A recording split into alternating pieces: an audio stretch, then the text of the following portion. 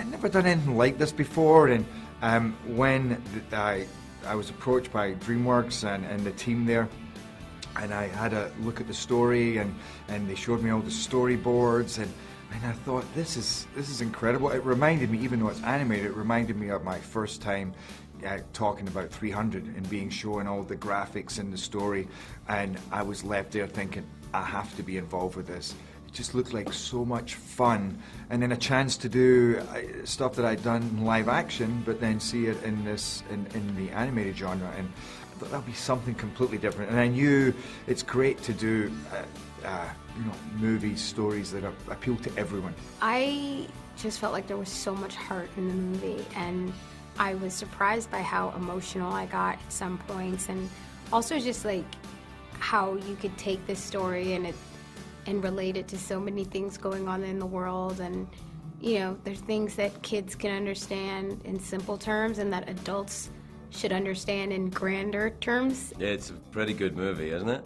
I know. I don't know what I'm doing in it. Normally I try and be in things that are crap, but this is actually good, which is going to ruin my career trajectory. Everyone's going to wait a minute, he's the guy that does crap, and then he's done something good. I think many of the people who enjoy my crap are going to feel cheated. It doesn't matter what you look like when you're doing animation, except for the fact that there's a camera on your face the whole time so that the animators can see what your face is doing while they're animating to your voice. So I feel sorry for them, because I don't think people make too much of an effort to look good.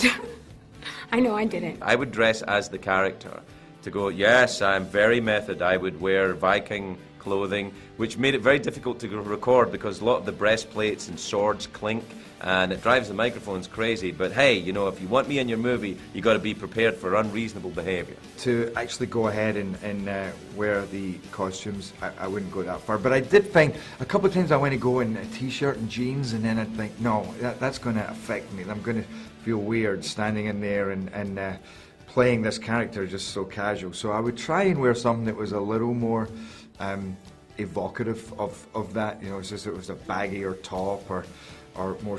I can't remember what it was, but I would try and not get too casual. Whenever I was done with the recording session for Dragons, I always felt very like I'd gone through a catharsis, because at the end we always save the crazy loud stuff for the end so I don't blow my voice in the beginning. And we always ended it with, okay, give us some Viking screams or Viking hurrahs or yells. So we always end the whole thing with me just screaming. And it's like, okay, you're charging the dragon with the axe, now scream. And I'm like, ah! And it's fun to just let it all out and then walk out and say, oh, that was a safe space to be crazy. You change your voice, but not as much as I thought I was going to have to change when I first came in. And this is 3 years ago we started this process, I think 2.5, 3 years ago. When I started speaking, I was like, whoa, whoa, and the directors were like, you don't have to do that. That's not necessary. And it's weird because it takes a bit of getting used to. You don't know that even when you're speaking, it's what actually works for an animated character. So you see by a process, and you suddenly see yourself animated, and you hear your voice, and you go, okay, it doesn't need to be that deep, or it doesn't need to be, that loud or that powerful, and you gradually develop a voice that works for the character. But it wasn't quite as different as I thought it was going to be. Well, I think what's so fun is that this movie is about imagination, and I think that dragons and unicorns and Santa Claus and all these things that we want to believe in, getting to watch a movie like this is about fulfilling your imagination's wildest dreams. Kids riding dragons and saving the day in fiery pits, and it's just fun, and it's a good time.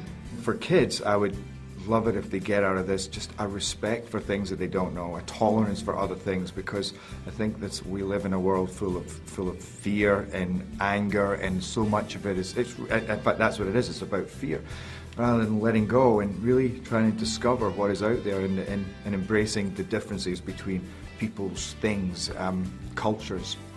I hope that they come away from this movie with the same feeling that I came away from the movie with, which is initially, the figure represented by the dragon was something that was terrifying because it was unknown. But as the young boy, and as the rest of the village get to know this dragon, this supposedly fearful thing, that it becomes an ally, and that maybe information about the things that you fear can help you overcome that fear and move through it. I think it's a very specific and very helpful message that this film has.